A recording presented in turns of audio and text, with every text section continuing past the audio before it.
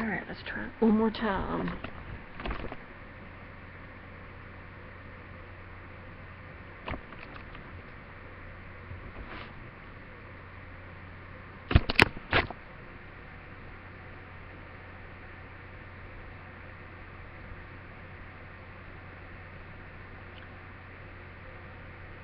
My speech is about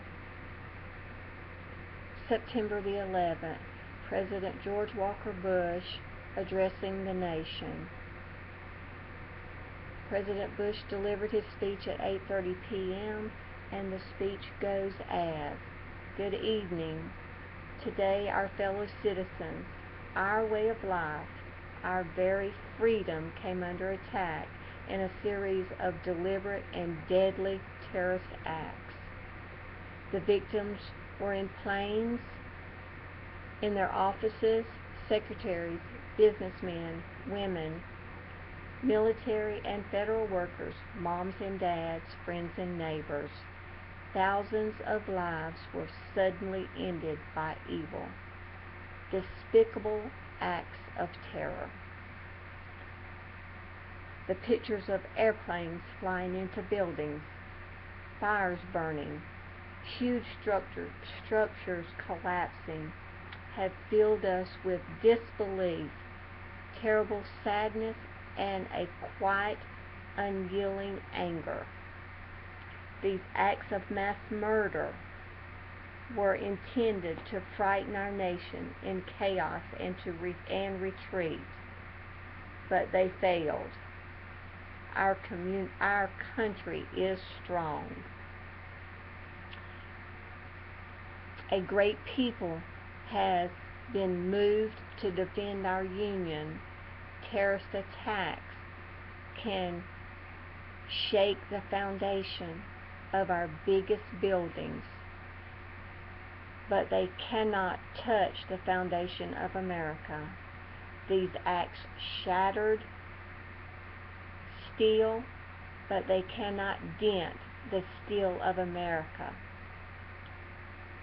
America was targeted by attack because of the brightest beacon of freedom and community in the world, and no one will keep that light from shining.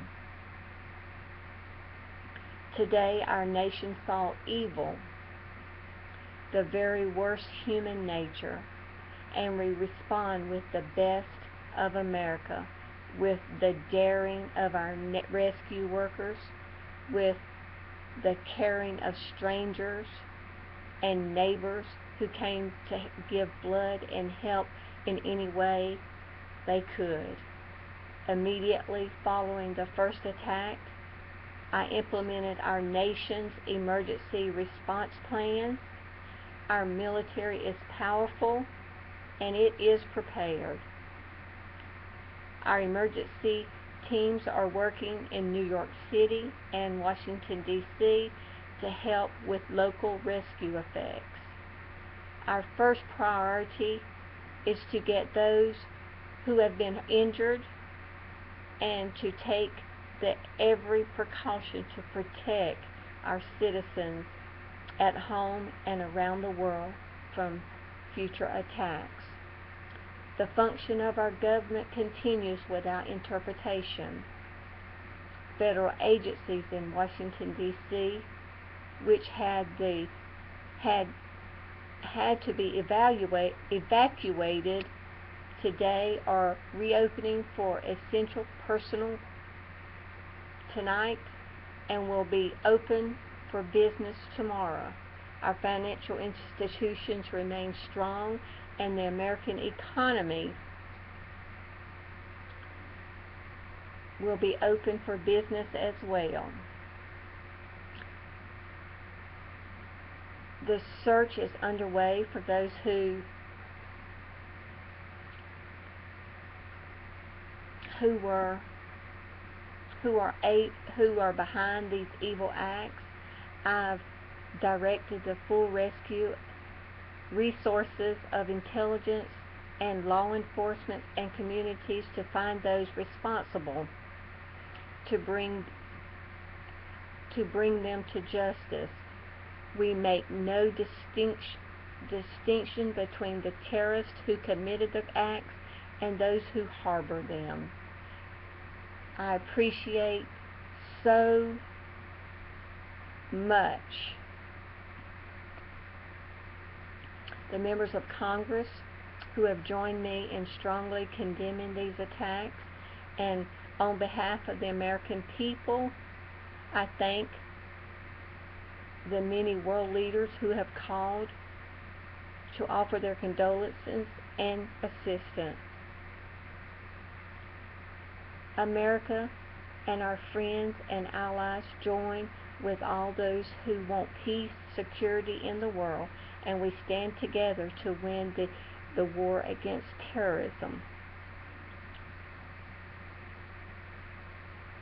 Tonight, I ask for prayers for all those who grieve, for the children whose worlds have been shattered, for all whose sense of safety and security has been threatened, and I pray they will be comforted by the power greater than any of us, spoken through the ages in the 23rd Psalm.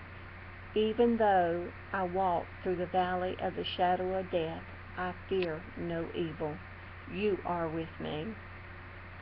This is a day when all Americans from every walk of life unite in our resolve for justice and peace.